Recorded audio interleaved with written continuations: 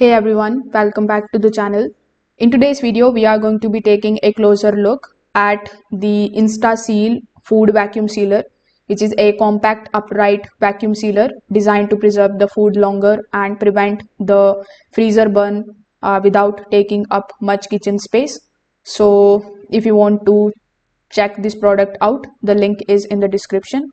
Now, one of the biggest highlights of this product is its compact space-saving design, measuring roughly 5 by 5 by 9 inches. It's ideal for the small kitchens, apartments, or the limited counter space. You also get 12 pre-cut bags included, so you can start sealing right out of the box. The standout feature here is the smart sensor technology. In it, once you place the bag and close the lid, the machine automatically removes the air and seal it, stopping at the right moment to avoid the oversealing or crushing the delicate foods. It's also feature a no-leak airtight double seal, which works well for the sealing meats, vegetables, and even the foods with marinades. In testing, it effectively reduced the freezer burns and also helped maintain the freshness.